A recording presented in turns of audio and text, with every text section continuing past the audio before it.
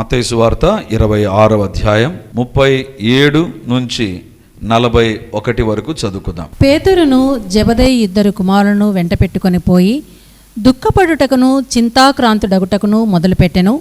అప్పుడు యేసు, మరణమగునంతగా నా ప్రాణము బహు దుఃఖములో మునిగియున్నది, మీరు ఇక్కడ నిలిచి నాతో కూడా మెలకువగా నుండుడని వారితో చెప్పి కొంత దూరము వెళ్ళి సాగిలపడి, నా తండ్రి, సాధ్యమైతే ఈ గిన్నె నా యొద్ద నుండి తొలగిపోనిమ్ము, అయినను నా ఇష్ట ప్రకారము కాదు, నీ చిత్త ప్రకారమే కానిమ్మని ప్రార్థించెను.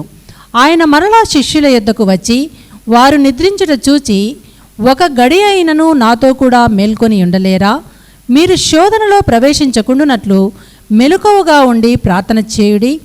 ఆత్మసిద్ధమే కానీ శరీరము బలహీనమని పేతురుతో చెప్పి, ఈరోజు మనం ధ్యానించేటువంటి వాక్య భాగం 41వ వచనం.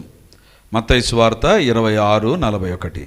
మీరు శోధనలో ప్రవేశించకుండునట్లు మెలకువగా ఉండి ప్రార్థన చేయుడి. మీరు శోధనలో ప్రవేశించకుండునట్లు మెలకువగా ఉండి ప్రార్థన చేయుడి. ఇది క్రైస్తవ లోకానికి సుపరిచితమైనటువంటి వాక్య భాగం. యేసు ప్రభు గెత్సెమన తోటలో ఉన్నాడు, యేసు ప్రభు ప్రార్థనలో ఉన్నాడు, కానీ శిష్యులు నిద్రలో ఉన్నారు. సో ఆ సందర్భంలో శిష్యుల దగ్గరకు వచ్చి వాళ్ళు నిద్రపోతూ ఉండగా చూసి ప్రభు పలికినటువంటి ఈ మాట, మీరు శోధనలో ప్రవేశించకుండునట్లు మెలకువ కలిగి ప్రార్థన చేయుడి, మెలకువగా ఉండి ప్రార్థన చేయుడి. దేవుడు అన్నటువంటి మాట జాగ్రత్తగా చూద్దాం. మీరు శోధనలో ప్రవేశించకుండునట్లు ప్రార్థన చేయుడి అని చెప్పలేదు, మెలకువగా ఉండి ప్రార్థన చేయుడి అన్నాడు. అంటే చాలా సందర్భాల్లో మనకు ఒక తలంపు ఉంటుంది, ప్రార్థనలో మేలుకొని ప్రార్థన చేయాలన్నా ఖచ్చితంగా మేలుకొనే ప్రార్థన చేయాలి. మన తలంపులు, మన యొక్క శరీరము అన్నీ కూడా దేవుని ఆధీనంలోకి వచ్చి ప్రార్థన చేయాలి. నిద్రమబ్బులో ప్రార్థన చేయడం కానీ, అనాలోచితంగా ప్రార్థన చేయడం కానీ మన జీవితాల్లో ఉండకూడదు. సో ఇప్పుడు దేవుని యొక్క బిడ్డలంగా ఈరోజు దేవుడు మనతో మాట్లాడేటువంటి అంశం ఏంటంటే, ప్రార్థనలో మెలకువ కలిగి ఉండడం అంటే ఏంటిది? ప్రార్థన చేస్తూ మెలకువగా ఉండమని కాదు, ప్రార్థనలో మెలకువగా ఉండడం ఏంటో ఈరోజు దేవుని యొక్క వాక్యంలో నుంచి మనం చూడబోతుంటున్నాం.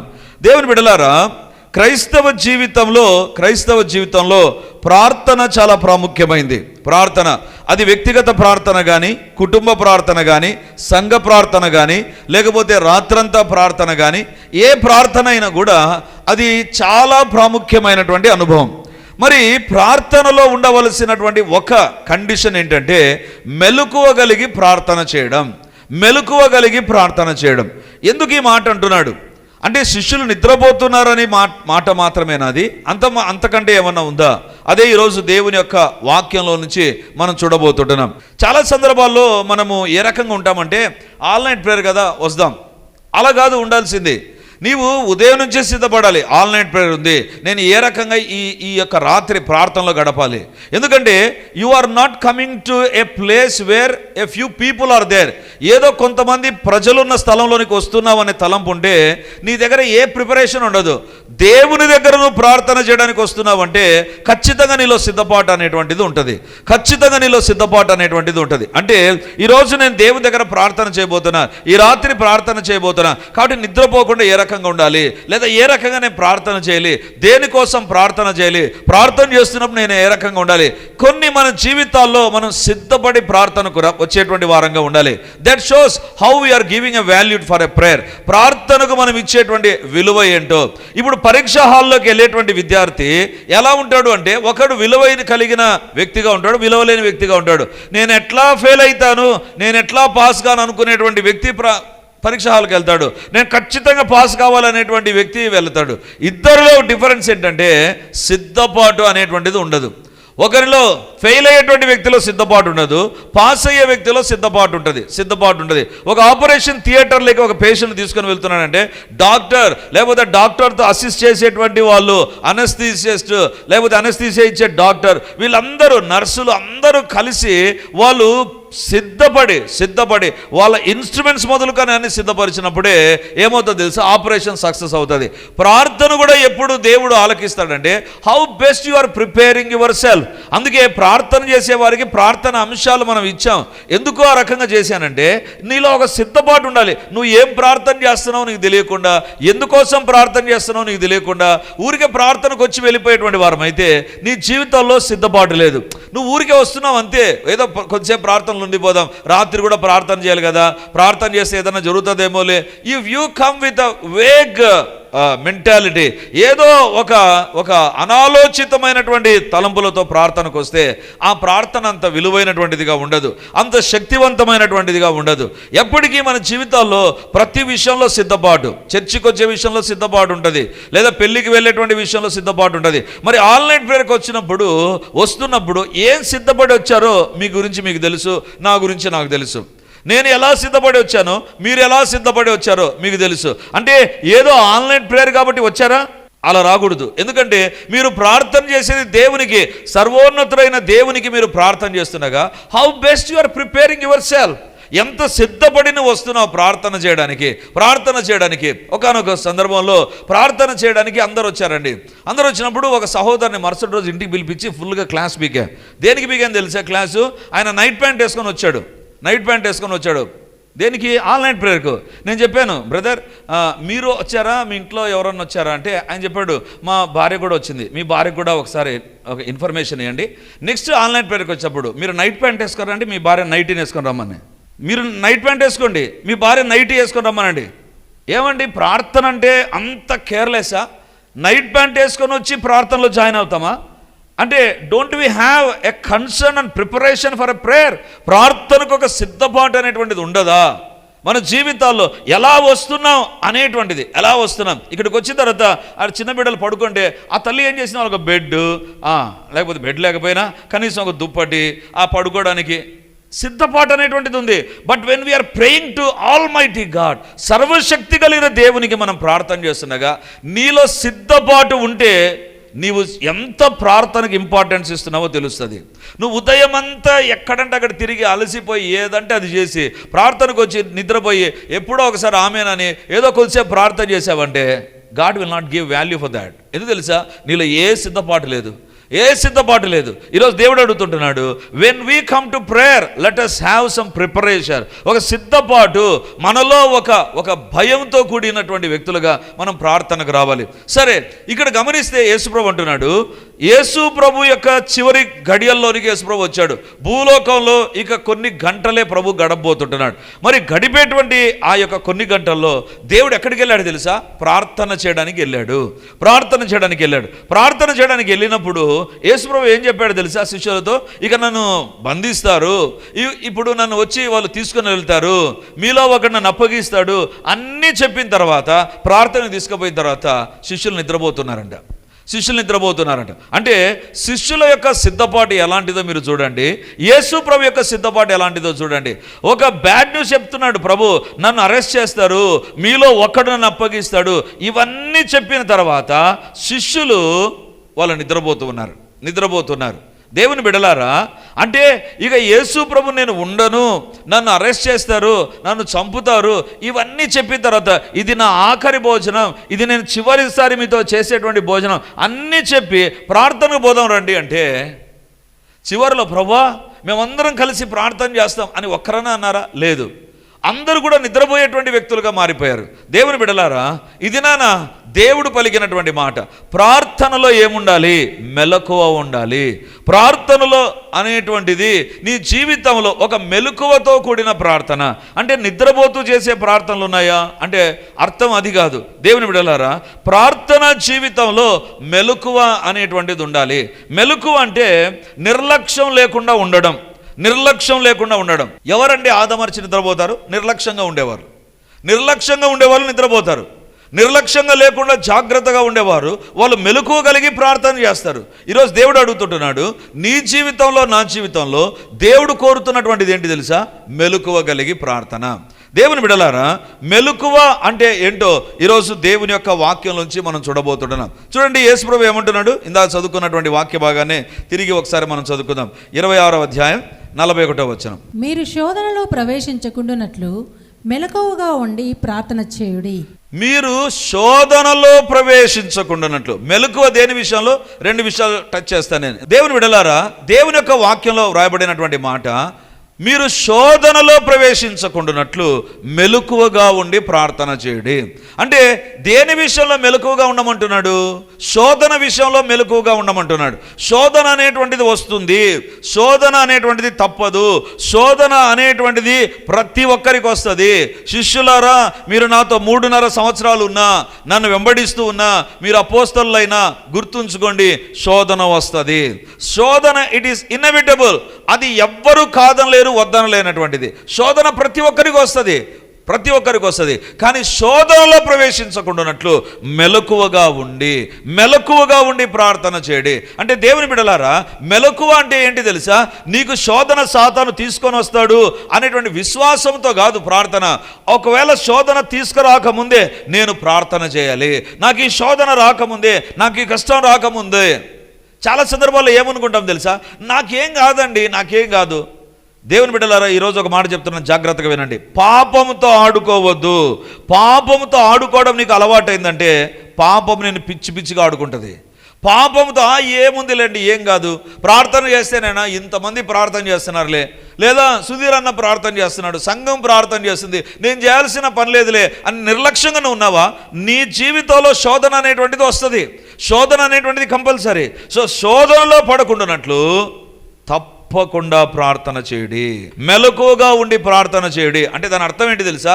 శోధన వచ్చి నేను పడగొడుతుంది, పడిపోకుండా జాగ్రత్తగా ఉండు. దేవుని బిడ్డలారా, పాపం నిన్ను ఏదో ఒక విధానంలో, నన్ను ఏదో ఒక విధానంలో అటాక్ చేస్తూనే ఉంటుంది. కాబట్టి దేవుడు అంటున్నాడు, దేని విషయంలో మెలకువ?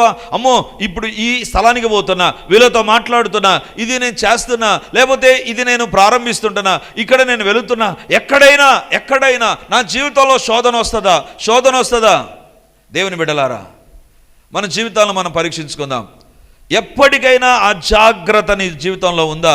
మెలకువలేనటువంటి వ్యక్తివి నువ్వు, మెలకువలేనటువంటి వ్యక్తివి. చాలా సందర్భాల్లో ఇప్పుడు పరీక్షల సీజన్ కదా, మన పిల్లలకి చెప్తాం, 10th క్లాస్ ఎగ్జామ్ రాసేవని చెప్తాం, నువ్వు పోయిన తర్వాత నువ్వు కూర్చొని ప్రార్థన చేసుకో. ప్రార్థన చేసిన తర్వాత నువ్వు ఏం చేయాలి? నీ టేబుల్ కింద చూసుకో, ఏమైనా పేపర్లు ఉన్నాయేమో. ఎందుకు ఇవన్నీ చెప్తామండి? ఎందుకు చెప్తాం? ఒకవేళ వాడు ఆ రకంగా అజాగ్రత్తగా ఉన్నాడు అనుకుందాం, మనం చెప్పలేదు అనుకుందాం, ఏమవుతుంది? ఒకవేళ స్క్వాడే వచ్చారనుకుందాం, ఆ పేపర్ చూశాడు అనుకో, ఆ పేపర్లో ఉండేది ఆ అబ్బాయి రాసేది ఒకటే, ఇది ఏమవుతుంది? ఖచ్చితంగా that fellow will become a debar. దేవుని బిడ్డలారా, అజాగ్రత్త శోధన విషయంలో నాకేం కాదు. నీ జీవితంలో నువ్వు తెలుసుకోవాల్సిన విషయం ఏంటంటే, బైబిల్లో వ్రాయబడింది కదా, నిలుచున్నానని తలంచుకున్న వాడు పడకుండా జాగ్రత్తగా చూసుకోవాలి. నేను నిలబడి ఉన్నా, నాకేం కాదు అనేటువంటిది కాదు. నేను జాగ్రత్తతో ఉండాలి, జాగ్రత్తతో నేను జీవించాలి, జాగ్రత్తతో గడిపేటువంటి వ్యక్తిగా నేను ఉండాలి. దేవుని బిడ్డలారా, ఈరోజు దేవుడు మనతో మాట్లాడుతున్నాడు. ఏ విషయంలో మెలకువ తెలుసా? శోధన వస్తుందేమో, నా కుటుంబాన్ని నేను కాపాడుకోవాలి, నా బిడ్డలను నేను కాపాడుకోవాలి, పరిచర్యను నేను కాపాడుకోవాలి, నా వ్యాపారాన్ని నేను కాపాడుకోవాలి, నా ఉద్యోగాన్ని నేను కాపాడుకోవాలి, భార్యాభర్తల సంబంధాన్ని నేను కాపాడుకోవాలి. జాగ్రత్త. That is the reason why God is asking them. మెలకువగా ఉండండి, శోధన అనేటువంటిది వస్తుంది. దేవుని బిడ్డలారా, ఒకానొక సందర్భంలో మిలిటరీలో పనిచేసేటువంటి ఒక వ్యక్తి వచ్చినప్పుడు నేను అడిగాను, బ్రదర్ మీరు మిలిటరీలో పనిచేస్తున్నారు కదా, మీకు చాలా ఇంపార్టెంట్ వార్నింగ్ ఏదైనా ఉంటుందా? వాళ్ళు చెప్పినటువంటిది ఒకటి, బ్రదర్ మేము as long as we are in the duty ఖచ్చితంగా మెలకువ అనేటువంటిది ఉండాలి.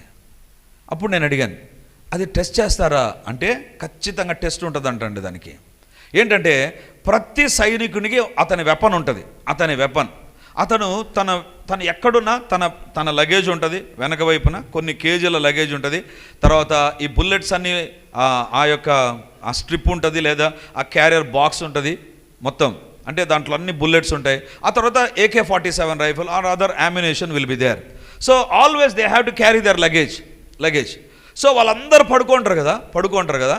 సో ఎంత మెలకువగా ఉన్నాడు యుద్ధరంగంలో అనేదానికి, అంటే వాళ్ళు ఆ భయంకరమైనటువంటి కష్టములో నడిచి వెళ్తూ సడన్గా ఎక్కడైనా వాళ్ళకి బ్రేక్ ఇచ్చినప్పుడు రెస్ట్ ఇస్తారు. రెస్ట్ ఇచ్చినప్పుడు ఏం చేస్తారో తెలుసా? వాళ్ళ ఆఫీసరు వీళ్ళని గమనిస్తూ ఉంటాడంట. అందరు నిద్రపోయిన తర్వాత ఎంత మెలకువగా ఉన్నాడు యుద్ధరంగంలోని పోయి మెల్లగా అతని యొక్క పిస్టల్ అలా తీసేస్తాడు, ఆ AK-47. అంటే తన యొక్క వెపన్ విషయంలో మెలకువగా ఉండేటువంటి వ్యక్తి టకాన్ని మళ్ళీ పట్టుకుంటాడంట దాన్ని. ఒకవేళ ఆదమరిచి నిద్రపోయేటువంటి వ్యక్తి దగ్గర నుంచి ఆ యొక్క వెపన్ బయటికి వస్తుంది, అంతే, is unfit for a battle. వాళ్ళకి ఎప్పటికీ జాగ్రత్త, మెలకువ ఎక్కడుంటుందో తెలుసా? ఎవరో కాదు తీసేది, వాళ్ళ ఆఫీసరే ఆ యొక్క గన్ తీసేస్తాడు, ఆ యొక్క బుల్లెట్స్ ఏదో ఒకటి తీయడానికి ప్రయత్నం చేస్తారు. వెంటనే వాళ్ళు నిద్రపోతూ ఉన్నా కూడా దే విల్ హ్యావ్ కాన్షియస్.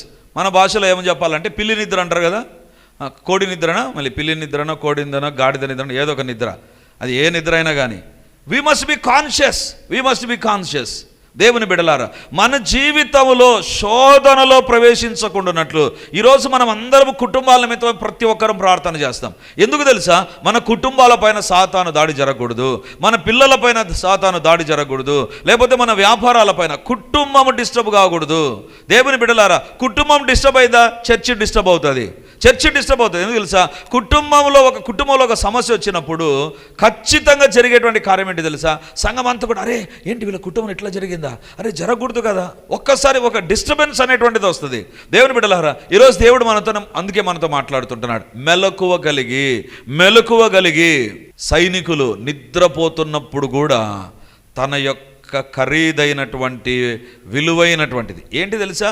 ఆ గన్ను ద్వారా 2 ఉపయోగాలు. ఒకటి, ఈ వ్యక్తి కాపాడబడతాడు, తన దేశం కాపాడబడుతుంది. నువ్వు శోధనలో ప్రవేశించకుండానట్లు మెలకువగా ఉండు. పాపంతో ఆడుకుంటే ఏమవుతుందిలేండి, అంత బాగుంది, ఏం కాదు. నీ జీవితంలో ఎప్పుడైతే మెలకువలేని తనని చూస్తాడో సాతాను ఎక్కడొకసారి ఎంటర్ అవుతాడు, ఇక బీభత్సాన్ని సృష్టిస్తాడు. దేవుని బిడ్డలారా, అందుకే మన జీవితాల్లో కొన్ని హద్దులు పెట్టుకోవాలండి, నెల అంతా రాత్రి నిద్రపోతాం, ఒక 2వ శుక్రవారం ఒక హద్దు పెట్టుకుందాం మన నిద్రకు. ఈరోజు నేను మేల్కొని ఈ నెల 2వ శుక్రవారం నుంచి నా కుటుంబాన్ని దేవుడు అన్ని రకాలుగా శోధన నుంచి కాపాడునట్లుగా నేను ప్రార్థన చేయాలి. దేవుడు అంటున్నాడు, శోధనలోనికి ప్రవేశించకుండా ప్రార్థన చేయుడి. అంటే దాని అర్థం ఏంటంటే శోధన రాకుండా ప్రార్థన చేయమని దేవుడు చెప్పలా, శోధనలోనికి తేక అనేటువంటి ప్రార్థన ఉంది. ఇక్కడ గమనిస్తే శోధనలో ప్రవేశించకుండా ఉన్నట్లు, అసలు ఆ శోధనలోనికే ప్రవేశించకుండా ప్రార్థన చేయండి, మెలకువతో ప్రార్థన చేయండి. పాపం అనేటువంటిది ఉంది, శోధన అనేటువంటిది ఉంది, సాతాను దాడి అనేటువంటిది ఉంది. ఎప్పటికీ జాగ్రత్తగా ఉండాలి. కొంతమంది సైనికుల దగ్గర గన్ చాలా పెద్దగా ఉంటుంది, గన్ కట్టేసి ఉంటారు కదా, వాళ్ళకి ఇట్లా హ్యాంగ్ చేసుకోవడానికి వాళ్ళ శరీరం పైన గన్ ఉంటుంది. కానీ కొన్ని ఐటమ్స్ చిన్నవి ఉంటాయి, చిన్నవి, ఇక్కడ ఒక కత్తి, చిన్న కత్తులు అలాంటివి ఏదైనా ఉంటాయి. పెద్ద తీయకుండా కొన్ని సందర్భాల్లో చిన్నది తీసినా కూడా వాళ్ళు చాలా మెలకువగా ఉండాలి. దేవుని బిడ్డలారా, ఒకానొక సందర్భంలో నాతో కలిసి పనిచేసేటువంటి నా సహోద్యోగి నా దగ్గరికి వచ్చి, సార్ రేపు ఎల్లుండి ఆ తర్వాత ఒక 4 రోజులు నేను ఉండను సార్, నా క్లాస్ వర్క్ మీరు అడ్జస్ట్ చేయండి అంటే, ఎక్కడికి వెళ్తున్నారు సార్ అన్నాను. ఆయన చాలా హైట్ ఉంటాడు, నాకంటే ఒక 3 హైట్ ఉంటాడు. ఆయన అన్నాడు, నేను మిలిటరీకి వెళ్తున్నాను సార్, మిలిటరీలో ఆయన స్టాటిస్టిక్స్ టీచ్ చేస్తాడు, కాబట్టి ఆయనకు సంబంధించినటువంటి ఒక జాబ్ ఆపర్చునిటీ అక్కడ ఉంటే, సో ఆయన అక్కడికి వెళ్ళాడు. అంటే యుద్ధ రంగంలో ఉండేదానికి కాదు, కానీ తాను ఆఫీస్ సైడ్ ఉంటూ ఒక స్టాటిస్టికల్ ఏదో ప్రోగ్రామింగ్ దగ్గర తన యొక్క నీడ్ అవసరమైంది, అడ్వర్టైజ్మెంట్ వచ్చింది, తాను అప్లై చేశాడు, మంచి ప్రొఫైల్ ఉంది, అతనికి మంచి ప్రొఫైల్ ఉంది కాబట్టి వెళ్ళాడు. వెళ్ళిన తర్వాత 4 రోజుల తర్వాత ఆయన వచ్చాడు. వచ్చిన తర్వాత నేను అడిగాను, ఏంటి సార్ ఏమైంది, సెలెక్ట్ అయిపోయారా, మళ్ళీ పార్టీ ఎప్పుడు? నేను సెలెక్ట్ కాలేదు సార్ అన్నాడు. ఏంది సార్ మీరు సెలెక్ట్ కాలేదా? ఎందుకు సెలెక్ట్ కాలేదు సార్, మీకు మంచి ప్రొఫైల్ కదా, you are having very good knowledge, అది అంటే ఎక్సలెంట్గా నేను ఓవరాల్గా రిటర్న్గా నాది అయిపోయింది సార్, కానీ ఫిజికల్గా ఐఎమ్ అన్ఫిట్ అన్నారు సార్. ఏం సార్ మీరు అన్ఫిట్టా? ఫిజికల్గా ఇంత హైట్ ఉన్నారు, మంచి పర్సనాలిటీ, మీరు ఎందుకు అన్ఫిట్ సార్? మీరు యు ఆర్ ఫిట్ కదా అంటే ఆయన అన్నారు, పైనుంచి మీరు నన్ను చూశారు సార్, వాళ్ళు ఏం చూశారు తెలుసా, నా పాదాన్ని చూశారు. పాదం అంటే కాలు కింద భాగాన్ని చూశారంట. కాళ్ళు మనం ఇట్లా పెడితే, తడిగా కాలు ఇలా పెడితే ఏమవుతుందంటే, కొంతమందికి చూడండి ఇట్లా కాలు ఉంటుంది, అంటే మధ్యలో గ్యాప్ ఉంటుంది, మధ్యలో గ్యాప్ ఉంటుంది. కొంతమంది తడికాలు పెట్టారంటే మొత్తం అచ్చు అట్లే దిగింటుంది, మొత్తం పాదమంతా ఆనుకుంటుంది. ఈయనను ఏమని చేశారంటే అంత రెడీ అయి వచ్చాడు, షూ గీ వేసుకొని మంచిగా రెడీ వేస్తే వాళ్ళు అన్నారు, షూ తీసేసి ఒకసారి మీ పాదం చూపించండి అన్నారు. పాదం చూపించిన తర్వాత నా పాదంను బట్టి నేను అన్ఫిట్ అయిపోయింది సార్ అన్నాడు. అదేంటి సార్ పాదం ఏంటి, మీకేం పోలియో రాలేదు, మీకేం ఫ్రాక్చర్ కాలేదు, మీకేం యాక్సిడెంట్ కాలేదు. Flat foot is not fit for military. పాదం పూర్తిగా భూమికి ఆనుకోకూడదు. భూమికి ఆనుకుంటే త్వరగా పరిగెత్తడం అనేటువంటిది ఉండదు, త్వరగా పరిగెత్తడం అనేటువంటిది ఉండదు. నేను ఒక్కరిని దొరికినా కూడా శత్రువులకు it is going to be a damage to the nation. కాబట్టి నా కాళ్ళను కూడా జాగ్రత్తగా చూశారు. ఆయన సర్టిఫికెట్స్లో టాపరే, ఆయన కమ్యూనికేషన్ స్కిల్స్లో ఆయన టాపరే, ఆయన హైట్ వెయిట్లో టాపరే, ఆయన ఎక్స్పీరియన్స్లో ఆయన టాపరే. కానీ ఆయన కాళ్ళు, దేవుని బిడ్డలారా, ఈరోజు దేవుడు అడుగుతుంటున్నాడు, జీవితంలో ఏముండాలి తెలుసా? శోధనలో ఎక్కడ పడిపోతామో, ఎక్కడ సాతాను దాడి చేస్తాడో మెలకువ మెలకువ. మా జీవితంలో ఒకవేళ మేము ఈ రోజు వరకు మా ప్రార్థన అలవాటైన ప్రార్థనగా ఉండింటే క్షమించు ప్రభువా. దేవా, ప్రార్థనలో మా అవసరాల నిమిత్తమై ప్రార్థన చేసే వ్యక్తిగా నేను మారింటే క్షమించు ప్రభువా.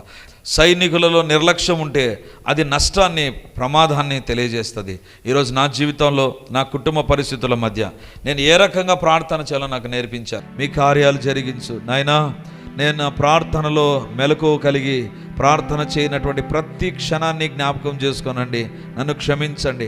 అలవాటైన ప్రార్థన, నిర్లక్ష్యంతో కూడిన ప్రార్థన, అవసరం నిమిత్తము ప్రార్థన, ఏదో చెయ్యాలి కాబట్టి చేసే ప్రార్థన, అలా నా జీవితం చేసి ఎన్ని సమయాలు నేను దుర్వినియోగం చేశాను. నన్ను క్షమించు ప్రభువా. ప్రతి ఒక్కరం దేవా నన్ను క్షమించు, నా జీవితాన్ని దర్శించు ప్రభువా, నా జీవితాన్ని దర్శించు. దేవా, నిర్లక్ష్యం నా ప్రార్థనలో ఉందేమో, నా ప్రార్థనలో కృతజ్ఞతలు తగ్గిపోయి కేవలం అడగడమే ఉందేమో, నాయనా మన్నించు ప్రభా. దేవా, నా జీవితాన్ని దర్శించు, నా జీవితాన్ని దర్శించు, నా జీవితాన్ని దర్శించు. ప్రభు ఎదుట మనం క్షమాపణ ప్రార్థన. ప్రతి ఒక్కరం ఎన్నిసార్లు ఆన్లైన్ ప్రేయర్లో నిర్లక్ష్యంగా ఉన్నామో, ఎన్ని సందర్భాల్లో తొందరపడి మనము వెళ్ళిపోయామో, ఎన్ని సందర్భాల్లో అలవాటైన ప్రార్థనలు చేశామో, నిర్లక్ష్యంతో కూడిన ప్రార్థనలు చేశామో. దేవా క్షమించు, క్షమించు, క్షమించు. మన ప్రార్థనలో నిర్లక్ష్యాన్ని దేవుడు చూశాడేమో, నిద్రను దేవుడు చూశాడేమో, సోమరితనాన్ని దేవుడు చూశాడేమో, అజాగ్రత్తను దేవుడు చూశాడేమో. దేవా క్షమించు. Let everybody confess our prayer. స్తోత్రం తండ్రి, స్తోత్రం దేవా, స్తోత్రం తండ్రి, స్తోత్రం. ప్రార్థించండి. మీ కుటుంబ అవసరతలు, మీ కుటుంబ అవసరత లేదో అది ఏదైనా సరే ఇప్పుడు దేవుని దగ్గర అడుగుదాం. దేవుడు మన ప్రార్థనలు వినడానికి సిద్ధంగా ఉన్నాడు. దేవుని దగ్గర క్షమాపణ అడిగాం, దేవుని స్తుతించాం, ఇప్పుడు దేవుని దగ్గర అడుగుదాం. స్తోత్రము తండ్రి. హల్లెలూయా. గొప్ప దేవా, ఇప్పుడు మమ్మల్ని మా కుటుంబాల మీ దగ్గర ఉంచి అడుగుతుంటున్నాం ప్రభా. లైవ్లో ఎంతమంది జాయిన్ అయ్యారో వారిని, వారి కుటుంబాలను కూడా మీ దగ్గర ఉంచి అడుగుతుంటున్నాను ప్రభా. మీరు కుటుంబముల దేవుడవు నాయనా. దేవా, కుటుంబములను ప్రేమించిన దేవుడవు ప్రభా, కుటుంబ వ్యవస్థను ప్రారంభించిన దేవుడవు నాయనా. మీకు వందనాలు, మీకు స్తుతులు, స్తోత్రాలు చెల్లిస్తూ ఉంటున్నా. ఇప్పుడు యేసు నామమున అడుగుతుంటున్నాను, మా ఒక్కొక్కరి కుటుంబాలను దర్శించండి ప్రభా. ఏ అవసరత ఉందో అది తీర్చుమని అడగక ముందు నాయనా, ఏ సాతాను శక్తుల యొక్క కార్యాలు ఉన్నాయో వాటిపైకి నా దేవుని రక్తం ఇప్పుడు దిగివచ్చును గాక, నా దేవుని యొక్క రక్తము దిగివచ్చును గాక. ఎవరిలో ఎక్కడ నుంచి ఏ దురాత్మ శక్తుల యొక్క ప్రభావం పనిచేస్తూ ఉన్నా ఇప్పుడే నా దేవుని యొక్క రక్తము వాటిపైకి దిగివచ్చును గాక.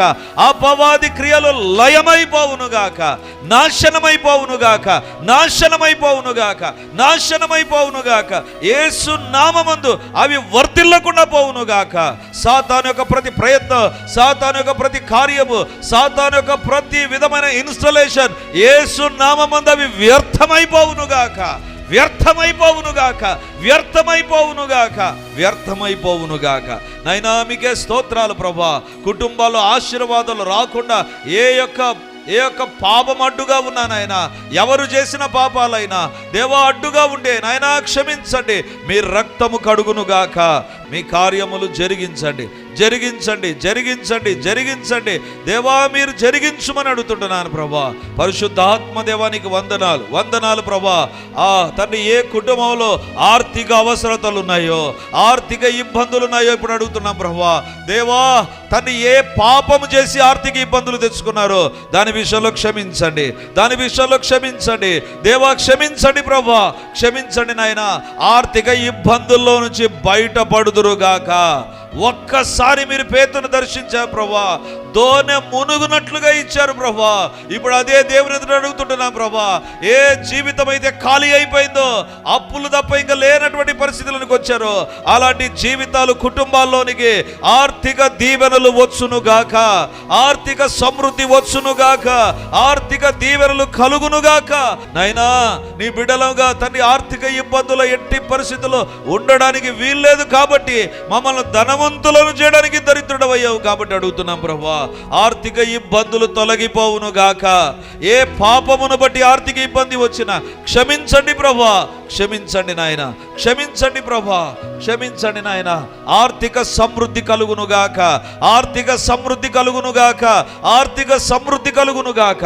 నాయన పరీక్షలు రాసే ప్రతి విద్యార్థిని మీ దగ్గర జ్ఞాపకం చేస్తుంటున్నాం ప్రభా, జ్ఞానం ఇవ్వండి, ఆరోగ్యం ఇవ్వండి, తెలివితేటలు ఇవ్వండి. అనవసరమైన ప్రతి డిస్ట్రాక్షన్ యేసు నామమందు బంధిస్తూ ఉంటున్నాను తండ్రి. గ్యాడ్గెట్స్ యొక్క ప్రభావం తొలగిపోవునుగాక. I bind that spirit in the name of Jesus. యేసు నామమందు ఆ దయ్యపు ప్రభావము తొలగిపోవునుగాక. తండ్రి రోషము కలిగి పట్టుదలతో భయభక్తులతో తండ్రి కష్టపడి చదివే కృపను దయచేయండి. నిద్ర సోమరితనము నిర్లక్ష్యము తొలగిపోవునుగాక. మంచి మార్కులతో పాస్ అవుదురుగాక నాయన. మీకే స్తోత్రాలు. అనారోగ్యమును బట్టి నీ పాద దగ్గరకు వస్తున్నా. యేసయ్యా, యేసయ్యా, యేసయ్యా నిన్ను స్వస్థపరిచి యెహోవా నేనను. ఏ కుటుంబాల అనారోగ్యమున తొలగించండి నాయన. ఉద్యోగ దీవెన, సంతాన దీవెన కోసం ఎదురు చూస్తున్న నీ ప్రియ బిడ్డల ఎదుట నా దేవుడే దిగి వచ్చి కార్యములు చేయునుగాక. నా దేవుని యొక్క అద్భుత కార్యములు జరుగునుగాక, జరుగునుగాక. మీకే వందనాలు, మీకే స్తోత్రాలు ప్రభా. సమాధానం లేకుండా భార్యాభర్తల మధ్య disturbance, you spirit leave them in Jesus name.